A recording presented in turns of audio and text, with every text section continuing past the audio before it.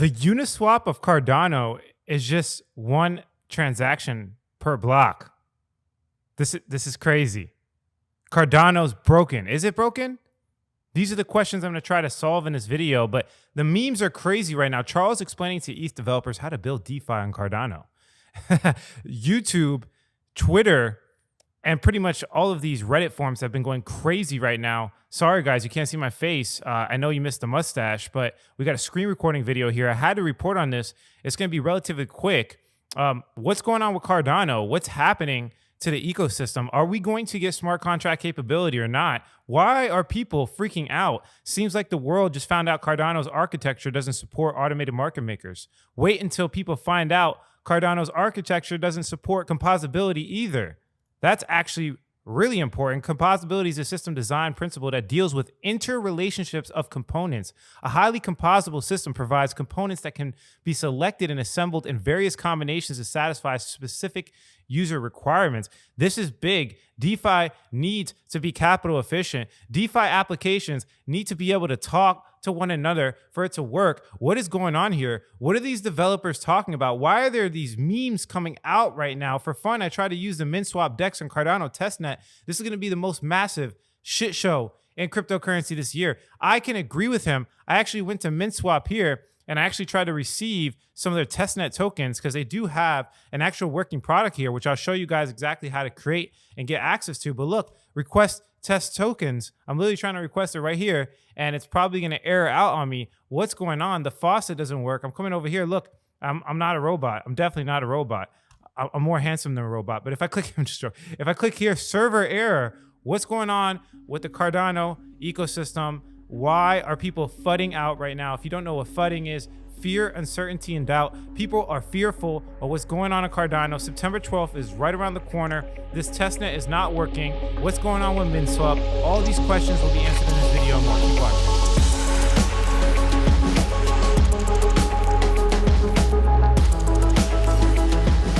Hey guys, before we jump into the video, I just wanted to update you really quickly. There are hundreds of people impersonating me. They have made a business model out of it. These guys are making new accounts at will. They will copy my posts. They will copy my avatar. They are going to copy and paste everything about my life to convince you that they are me. You guys know the only thing I sell is the fundamentalsecrets.com, my digital course. So if you apply there, then yes, somebody will reach out. Other than that, guys, it's a scammer. Don't let them take your money. What's going on, everybody? Alex back with another video. And yes, I'm at home. I am not in my office, but I had to report on this news on this beautiful Sunday. If you appreciate the fact that I work pretty much every single day with no type of breaks, I wake up at 5 a.m. and I try to get all this content to you guys as fast as I possibly can. Do us both favors, subscribe to the channel. Also, smash the like button. Of course, turn post notifications on. I have a top 3 altcoin video on a Cardano coming soon. I also have a breakdown of my exact strategy. It's going to be a complete webinar. It's going to be a very long, lengthy, and detailed webinar coming out very soon. All these videos to you guys first. Every time I make them, everybody loves it. So definitely consider turning on that post notification bell, like the video, and share it with a friend. I'm here to clear up some miscommunication within the Cardano and Ethereum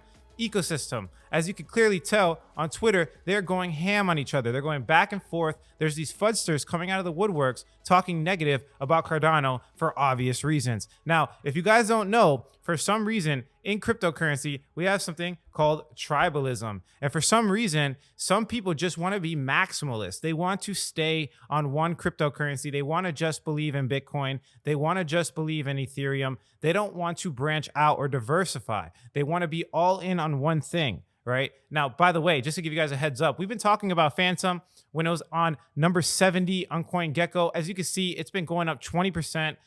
We called it on this channel first. I called the NFT on it. I called Boo, right? Boo's up, or Spooky Swap is up 14.8%. If you guys appreciate this content and how I provide it to you guys first before anybody else, right now you got Alex Becker and these YouTubers going into Solana. I am so far ahead. I am literally so far ahead that I am like, they're going to start talking about Phantom. They're going to start talking about the marketplace on Phantom with NFTs probably in the next month. That's how far ahead we are on this channel. Now, the reason I'm able to do that is because I do something called trend hacking, which I'll show you exactly how I do it in this video that's going to be coming up on the channel very soon. But it was very easy to recognize. Also, another thing, just to blow you guys out of the water, don't invest into Solana unless you understand the Phantom bridge. Phantom will be the first smart contract platform to have an ERC20 NFT converter, a bridge, an NFT bridge from Phantom to Ethereum. I want you to understand how big that is, because Solana does not have that, and people are purchasing Solana NFTs. They're going to be isolated to the Solana ecosystem unless they come out with something like this. So there's a reason why I went to Phantom. In my personal opinion, it's not only a more asymmetrical bet, it has more upside. It has more upside. Remember, we called it when it was down here at 70. It's up almost 30-40% since I called Phantom in the Fundamental Secrets group that we always talk about, as well as on my YouTube channel. It's up 20%. There's a reason why I say these things. It's not that I can see the future. It's just simply called trend hacking, and Phantom killed it in the fundamental analysis score. And this is how I was able to call this. But we're going on side tangents here. I just wanted to recap some information on what we've been doing on this channel here. So of course, subscribe to the channel. If you haven't seen this new content, we're way ahead of the curve here, like way ahead. They're going to start catching up eventually. I promise. They're going to catch up eventually. But again, if we look at what's going on with Twitter, it's absolutely crazy. People are mad about it. People are saying it's misinformation. So what I want to do here is I want to clean it up. I'll explain to it as if it was a 5-year-old. I'm going to explain exactly what's going on with the smart contracts and the automated market makers and the composability, as you can see from this article here. And this guy's saying that it's not composable. It's true, but it's not true at the same time. I'm gonna dive into the details. So basically, the story goes as following. This was the first one. He put this out. There was an actual test net where they ran the first decentralized application, which was MinSwap on the test net, and you can see the transaction failed. Let me try it again. Maybe we'll get one in this video. I've been trying it. It's not working. So they launched this smart contract. Let me go over here to this. Request some test tokens. Yeah, this is the big problem right here. Transaction fail. UTXOs are being used on this block. So what people are making fun of, everyone's making fun of the fact that, it's only one transaction per block. That's the big misconception. People took to Reddit, people took to Twitter, and people are really scared. As you can see here, this person's also saying, I'm sure another 3 years of development and then another 3 years of peer review will fix this. People are making fun of the fact that they haven't been executing. It's been simply research with Cardano. And, coming from personal experience, Cardano is kind of guilty of being like just pure research and not executing. Ethereum is more of like a trial and error thing. Cardano is just kind of pure theory.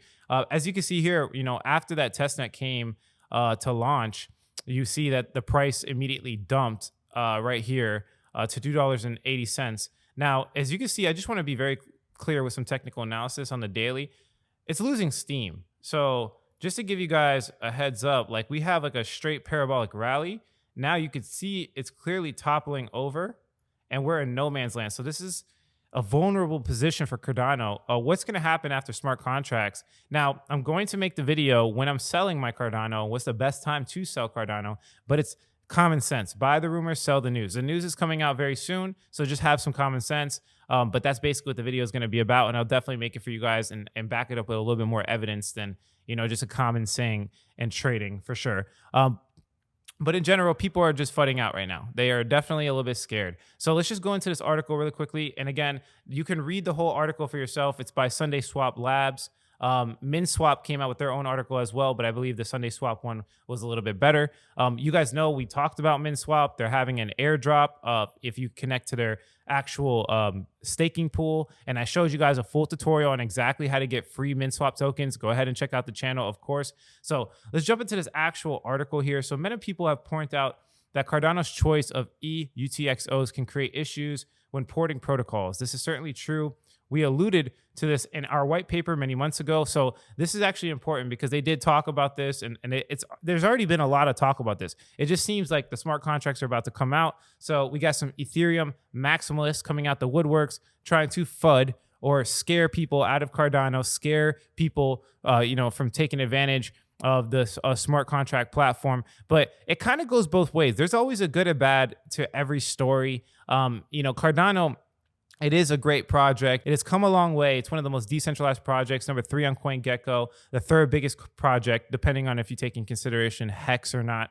And in general, people have been bullish about Cardano launching, including myself. I researched the entire Cardano ecosystem, and I have been bullish. But what just recently went on, it opens your eyes a little bit. It gives you a perspective that they haven't really solved everything. They haven't figured out every little detail on how to run an automated market maker in a non-centralized way. And they are proposing a lot of theory in this article. Even though they solved the problem, even though they addressed the concerns of the community and they addressed the FUD, they are still talking in theory. And this is really important because not only is this the same thing with Cardano, this is with a lot of projects. So it seems like it's just a pain point, right? If you want to FUD crypto, just point out the truth, because everybody's in a false reality anyways. Everybody thinks that this is like cutting edge technology and it's working. None of this is working right now, right? No, there's hardly any projects that are having real adoption in comparison to real traditional finance or traditional markets, right? And so you could easily FUD a project by just pointing out the truth, and that's literally what's happening right now.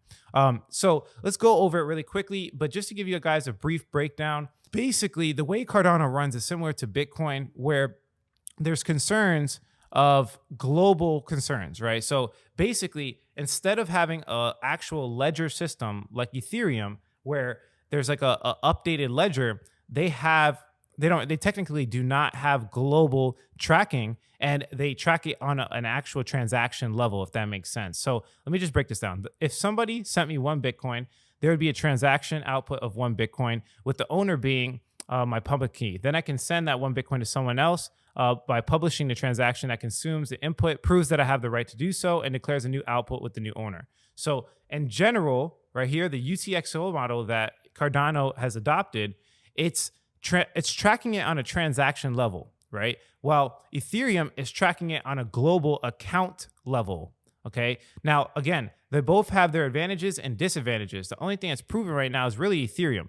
But the disadvantages of Ethereum are things like miner extractable value, or miners taking an advantage of the blocks, right? Because basically, when you put a transaction in, the transaction is in a state where it can be altered. The price can increase while it's going through a block, and it can cause issues, which we are literally accounting for on Ethereum. And there's a lot of inefficiencies for the account-based model here.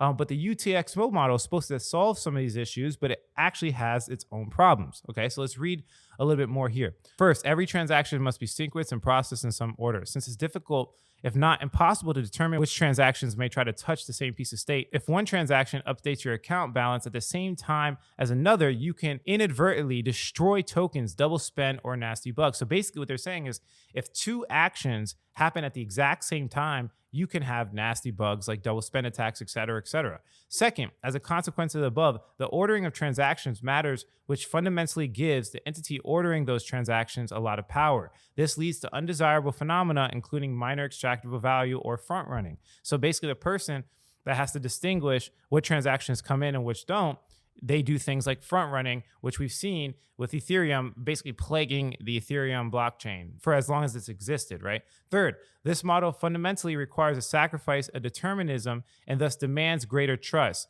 because the state of the blockchain can change between when you construct your transaction and when you submit it. The smart contract needs to be trusted to do so. What's in your best interest when it runs, even if that isn't what you intended. For example, a decentralized exchange needs to know if the price has moved a certain large percentage, then you are no longer interested in a trade. A huge amount of development effort, source bugs, and attack surface area for hacks come from this, and each smart contract needs to be trusted to check all of the right invariants. So these are like the downfalls of having an account-based model, right? If you have to update it in a global level, then on the micro level, it becomes a little bit harder, okay? So there's basically 3 words, and this is where it's gonna get really deep, right? I want you to know here, as you can see here, concurrency is the ability for multiple actors to make progress on a task without interfering with each other, okay? Parallelism is the ability for multiple actors to make progress on a task at the same time. So the difference between these, again, concurrency is the ability for multiple actors to make progress on a task without interfering with each other. And parallelism is the same thing at the same time, okay? Now, contention is something different when multiple actors do actually interfere with each other. Okay, so contention happens a lot on Ethereum where they're interfering with each other all the time. So this is Ethereum. This is like the account-based model where they have to let a transaction go through to update the ledger. Then another transaction goes through to update the ledger, and then another transaction goes through, update the ledger, et cetera, et cetera. Okay, it's non-parallel. You cannot have two actors updating at the same time, which makes it extremely inefficient. In contrast of this, in the context of this discussion, Ethereum is a decent concurrency, but terrible at parallelism. The UTXO model is fantastic at parallelism, but can face contention, making it not very concurrent for some protocol designs. So again, for example, the big problem is automated market makers. Automated market makers just happen to thrive on Ethereum because of the fact that they have global parameters like what's the price of this currency? What is the price of this currency needs to be something that everybody knows. But when it comes to extended UTXO models, it's a little bit harder to do that, right? So in general, they have ways to solve this, right? So just to give you, I know this was a lot of information. I don't want it to go over your head. But it's very simple. There's two ways of processing transactions. You could do it on a micro level, like the UTXO model, basically where the transaction itself calculates what's happening. So like hypothetically, if I send 1 Bitcoin, for example, to Sally, then instead of like an actual account model updating, like a global model, what happens is I give the rights to her. And then if she sends it, it saves my transaction as well. And then it just keeps saving every single transaction on a micro level. The account-based model is on a global level to where when I send it to Sally, then there's a global public ledger that gets updated and says, okay, Alex sent it to Sally. The advantages of a UTXO model is that it's a little bit more secure. It's actually more secure because this is what Bitcoin's created at. And it's actually good on a micro level. But when we're looking at a macro, Ethereum has advantages, and it just happens to be that automated market makers specifically need global and macro level advantages to operate, and they have not really solved the problem yet, right? And this is why this min swap right here, this actual testnet is not really working right now, is because they're actually having that issue. Okay, so here's one more brief explanation here. This is a little bit, in my personal opinion, a better way of explaining it. But right here, the UTXO model, I am Mike and I have $10. I send 5 to Steve. In a UTXO, the whole 10 must be spent as a transaction. So the whole 10 moves, but 5 goes to Steve and then 5 goes back to me, both as separate output transactions. The transaction essentially spent your $10 and created 2 new transactions, one for Steve and one back to myself for 5. My whole coin was spent and the 2 new coins were created for the transaction to Steve and myself to take place. New transactions simply just look back at the previous output transactions. That's how it basically works. There's no notion of an account with a balance. The UTXO model doesn't actually keep track of balances. It just saves the history, as you can see here, the entire history of outputs, and it makes it a lot cleaner, and it has advantages right here, as you can see, where you can process multiple UTXOs at the same time, enabling parallel transactions and validation. So it basically just helps with scalability, if that makes sense. So in the other case, right, if we look at the same thing for a digital ledger, right, I am Mike, I have 10, I instruct my account to send 5, to Steve, then simply deduct that from my account and deposit it to Steve's account. Checks are done by first ensuring the transaction can take place. Did the original user authorize this and confirm, that it could be sent? An update is sent to the blockchain telling it now to make sure that the $5 has been recorded on the ledger. I'm not going to read all of this. The entire history of the account balance, ins and outs, remain immortalized on the blockchain. And then to understand how much the coin Steve has right now, the DApp looks at the current account balance to understand how much of the coin is available. So it's basically a little bit less efficient, but obviously it helps. And the pros of this when it comes to Ethereum is that it's simpler and more straightforward and easier to develop for complex smart contracts. It's just way easier to develop on Ethereum than it is going to be for Cardano. And that's going to bring it to the last part of my discussion here. That's basically the gist, okay? We have a lot of growing to do. And if we come over here, they have some potential solutions, but they don't have any actual solutions. And this is what we're getting into in cryptocurrencies. A lot of speculation. There's no actual way to guarantee, anything until it's actually done, right? So it's I never invested in the fact that it was going to be a complete smart contract that we can use. I invested in the fact that I believe that they can solve it in the future in Cardano's team. And in the future, you know, that's what I'm investing. I'm investing in the future. When I buy some of these coins, I'm thinking very long term most of the time, unless I'm trying to trade it. Most of the time, the only reason I'm trying to trade it is just to accumulate more. So in general, I'm always investing in future. Smart contracts are going to come out. I do believe it's going to be a little bit harder for developers to move on over to Cardano. There might be some issues there, whatever the case is. But in general, I do think that Cardano is going to flourish in the future and do really well. Do I think it's going to beat Ethereum? Probably not soon. But in general, you know, I think that having a UTXO model might be a little bit safer, and it might just be something that might be better. Who knows, right? And as you can see here, Sunday Swap claims to have a solution, you know, to these UTXO models on a global level. We've chosen a solution that differs from those above. They basically talk about 3 hypotheticals, which will be very soon to pull back the curtain and reveal how it works and the nature of the recent discussion. So in general, potential solutions are just pure theory. And I think that's what they're trying to say on Twitter. That's all it is. The developers on Ethereum are just trying to say, hey, you know, Cardano doesn't really work. Now, you know, Charles has to explain to developers in general, you know, how to switch their thought process. The developers have to switch from this account-based model to something they've never done before. So it's just a hurdle that Cardano is just going to have to overcome. So that's the scoop there, guys. There's just different pros and cons to different systems. We'll see which one works the best in the long run. That's it for this video. If you like the quality of this content, hit like. If you don't, leave some constructive criticism. Subscribe for more video updates. And like I always say, if you don't get with it, you will get left behind. Thanks for watching this, guys. Catch you in the next one.